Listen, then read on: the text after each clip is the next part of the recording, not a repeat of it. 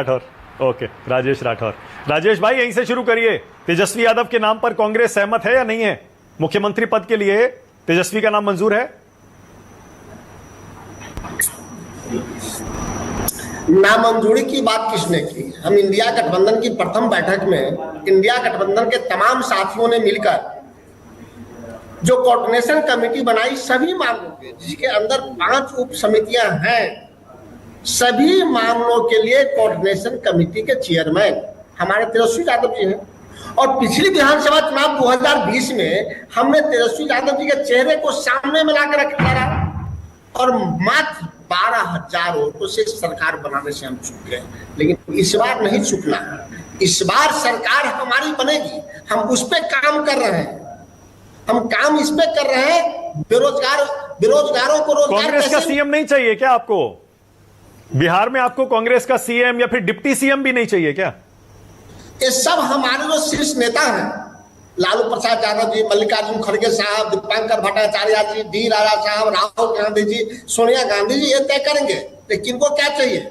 लेकिन सवाल यह है कि हम गठबंधन में चुनाव लड़ रहे हैं, गठबंधन के शीर्ष नेतृत्व क्या निर्णय लेते हैं वो अलग बात है, उस पर निर्भर करता है। लेकिन नहीं, एक मिनट, ना, एक सेकंड, आप भी देखिए वही बात कर रहे हैं ना, सीधा बताइए।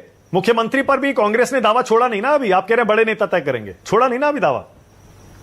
मैंने क्या कहा कि मेरे बिहार के अध्यक्ष और स्वयं तेजस्वी यादव जी ने मीडिया के सामने प्रेस कॉन्फ्रेंस करके स्पष्ट किया है कि ये हमारी बात है, हम समय पे शुभ घड़ी में राज तिलक की बात करेंगे। अभी तो सिर्फ एनडीए के हराने की हम बात करते हैं और चुनाव हम तेजस्वी यादव के नेतृत्व में लड़ रहे हैं। देख लीजिए, तो कमाल है, कौन है? कमाल है। एक सेकेंड, एक मिनट, कमाल है। फिर आप एक मिनट राजेश भाई, फिर आप कैसे, किस मुंह से आप फिर एनडीए से सवाल पूछ रहे हैं कि मुख्यमंत्री पद का चेहरा नहीं है आपके पास? आपके पास भी कहां है? तेजस्वी यादव के नाम पर आप ही सहमत नहीं है, खुद ही आप कह रहे हैं। सब जानता है 2020 हम बड़ी मजबूती से जिस चेहरे पे लड़े थे, वो चेहरा ने बड़ी अच्छी जवाब दी थी, बेईमानी नहीं किया होता। 12 वोट से अगर तेजस्वी यादव 12 वोट से अगर शक्ति यादव को नहीं हराया होता तो 12,000 से हमारी सरकार जो नहीं बनी वो बन गई होती। इसलिए जनता ने इस बार ठाना कि नीतीश को साफ करना है और भाजपा को हाफ करना है, और मैं दावे के साथ कह रहा हूं। अच्छा राजेश भाई, ओके, एक चीज और, ऑलराइट, एक चीज और। अगर मान लीजिए अमित शाह कह रहे हैं वक्त बताएगा, बीजेपी ने अगर सीएम बदलने की कोशिश की, एनडीए चुनाव जीत जाता है और बीजेपी कहती है नहीं भाई नीतीश जी नहीं बनेंगे, उनकी सेहत ठीक नहीं है या जो भी है, और तो क्या आप कोशिश करेंगे कि नीतीश कुमार महागठबंधन में आ जाएं और आपकी सरकार आ जाए? नीतीश कुमार उस लायक रहेंगे ही नहीं, हमको उनकी जरूरत पड़ेगी ही नहीं। हम अपार बहुमत के साथ जीत रहे हैं।